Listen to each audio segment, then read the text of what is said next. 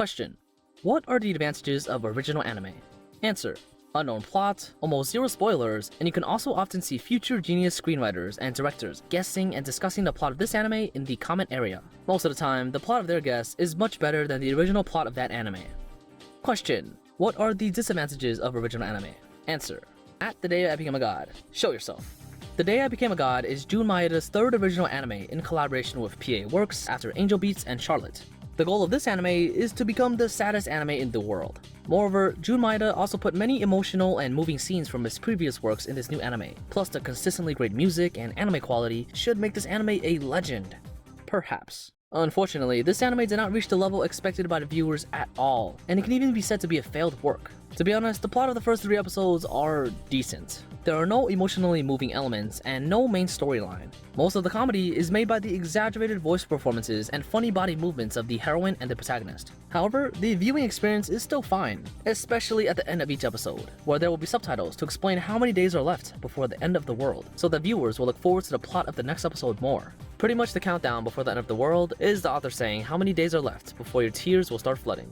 But as a result, in episode 4, they started playing mahjong, and this episode almost made me press the next episode button halfway through watching it. I still remember the last anime I saw that used a whole episode to show how to play mahjong was the anime XXX Holic. Okay. In that episode, the male protagonist is also a novice, doing the same exaggerated movements and sounds.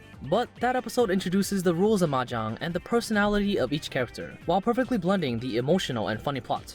On the other hand, in the mahjong episode of The Day I Became a God, when the male protagonist played randomly, the host said that he was like a future genius. The protagonist didn't know the rules, so as a result, he just directly changed those rules, and the host happily said that this was a type of innovation. As a result, those real mahjong masters were defeated by the novice male protagonist. I suspect that the screenwriter of this episode just recently watched Yu-Gi-Oh! Arc 5. After this episode, they continued on with their daily routine. The heroine continued to help the protagonist pursue heroine number 2, while heroine number 2 continued to focus on her studies, and the male protagonist continued to do everything except studying. Then came the 6th episode. To be honest, after watching this episode, I knew that the subsequent plot of this anime would definitely be a disaster. This 6th episode is mainly about the protagonist group participating in a festival. In this festival, like other anime, when the main characters are playing a normal game, the male protagonist and heroine number 2 start dating, and suddenly heroine number 1 starts to be jealous of them. Although the previous episodes have also hinted that the heroine has some feelings for the male protagonist, I had no idea where her emotions are coming from. Then the jealous heroine started acting out of character, harassing other men in public, including Charlotte's male character number 2. And as a quote-unquote all-knowing and omnipotent god, she couldn't even recognize what a refrigerated truck was, and almost froze to death inside of it. In the end, the male protagonist and them started chasing the truck on a motorcycle. This part directly shocks me. A lot of meaningless flashbacks and embarrassing performances show that it's not just the screenwriter, but also the director's ability that is completely unqualified. Especially in the 9th episode, where there's a plot about hackers. The director can entirely refer to Id Invaded or Paprika's method of performance. But in fact, what we saw was a person play diving in the aquarium. This kind of performance expression has already been used 10 years ago, and when I saw it, I somehow felt a little nostalgic. At the same time, I also found another problem, which is the lack of foreshadowing. For example, the heroine helped the protagonist spend 6 episodes pursuing heroine number 2, and then in the 9th episode, the male protagonist confessed to the heroine because the heroine gave him a wonderful summer? Huh? Really? Before this episode, the interaction and romantic emotions between the male protagonist and the heroine were almost zero. Not to mention, the heroine looks like an elementary school kid, even a bit smaller than the protagonist's little sister. And personally, I think it's more family affection than love. How the hell did you two even start to like each other? If you put the perspective from a third-person view, the story would become a little something like this.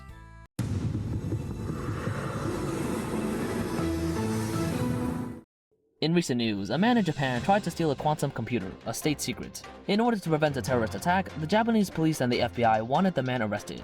But this man brainwashed minors to make them think that they can use magic, as they put on strange cosplays to attack the police. Finally, when support troops arrived, they witnessed the suspect confessing to an elementary school student and hugging her. Before he proceeded to the next step, our FBI agents successfully arrested the suspect and prosecuted him for theft of state secrets and crime of assault on a female minor. At the same time, our police officers successfully protected the little girl from the hands of the pervert. When they rescued her, the little girl remained smiling and thanked the police officer. Alright, thanks for tuning in for today's daily broadcast. By the way, the end of the world that has been implied throughout the anime only refers to the heroine's quantum computer being taken out. It's better to say that the end of the world actually means the end of summer vacation, and because of her harassment of the male protagonist, he hasn't even finished his summer homework yet. Then broadcast this anime in the summer of 2020, I promise that there will be more people crying at the end of this episode than now. I believe that people who have finished watching this anime will have a question. That is, what was the point of all those characters in the anime? They don't really have any charms and can't provide any contributions to the main story. How about you guys just give me a light orb to fulfill my wish? This led to my impression of all the characters in the finale to be like this. You're the one who never tried to study. You're the inferior version of Naotomori. You're the character who was confessed to by the male protagonist and then subjected to NTR by the inferior version of Naotomori. You're the traditional male protagonist number 2 in the game adaptation by Key Studio. You're the younger sister of the person who has never taken studying seriously. You're the Mahjong creative master. And you are... Sorry, who are you again?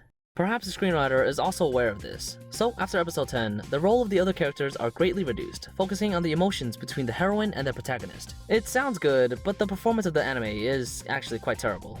First, the male protagonist found the heroine who had lost her memory and planned to take her home. But the heroine began to be very afraid of the male protagonist. In order for the heroine to accept him, the protagonist became anxious and began to force physical contact with the heroine. If you haven't watched this anime, just by looking at the scenes I've cut, you might think that this is a lunatic torturing a mental patient. This scene right here can be fully inserted even if the sound is changed.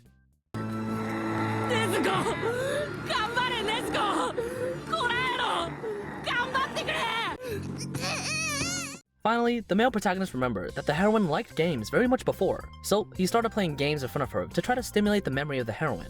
If this kind of plot is used well, adding some sad music and appropriate flashbacks can get a lot of people's tears. However, at this time, the male protagonist seemed to be infected by the heroine and became mentally ill.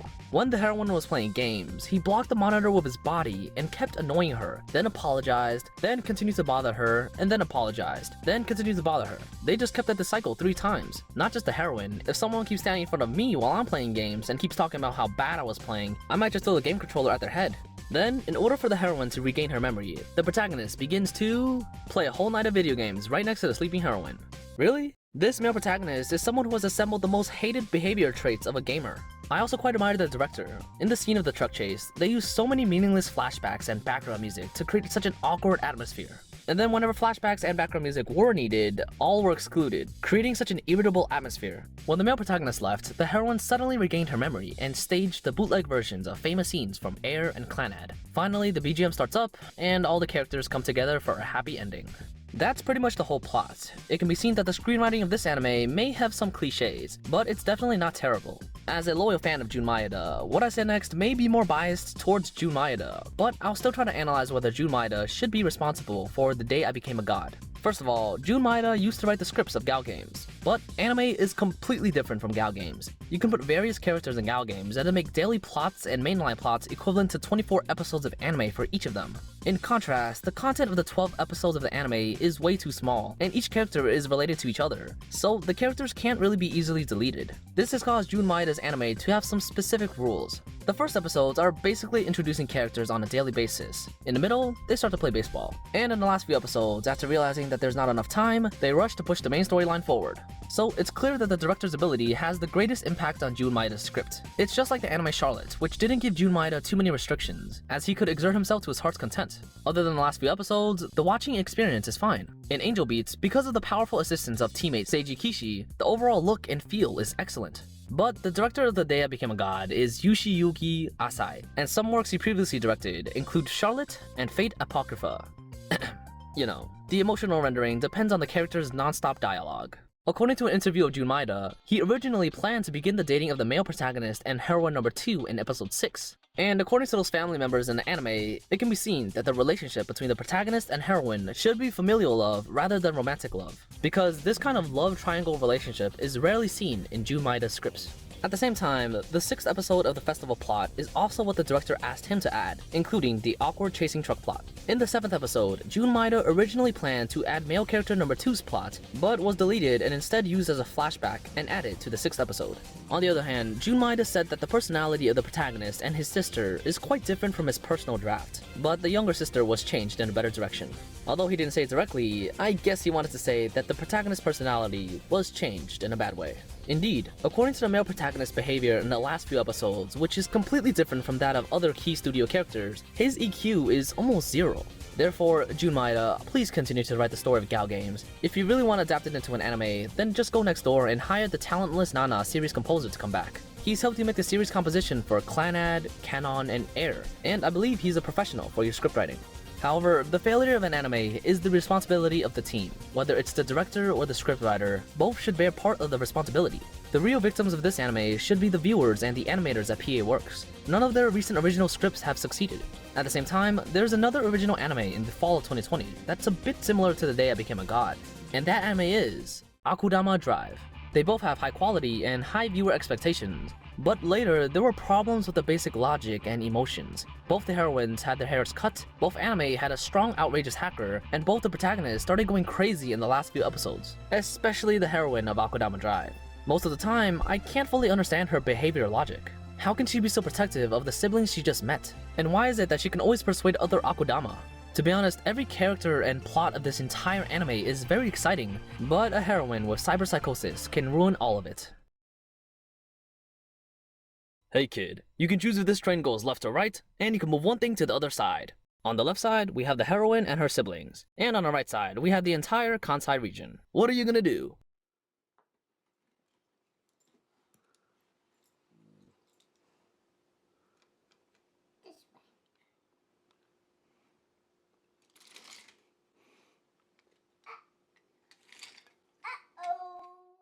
Therefore, original anime with stable endings such as It Invaded and Decadence are now rare. Not to mention original anime such as Zombieland Saga that can have a second season now can be considered legendary. And based on the recent performance of MAPPA, I have full confidence in it. In fact, the production team of Zombieland Saga made another original anime that only few people know about in the last season.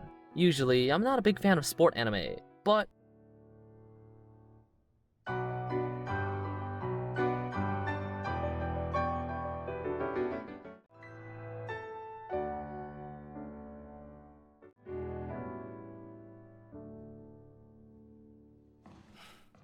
so, after comparing with other original anime, I will use quotes from this anime to tell you whether The Day I Became a God is a good watch. This is bad.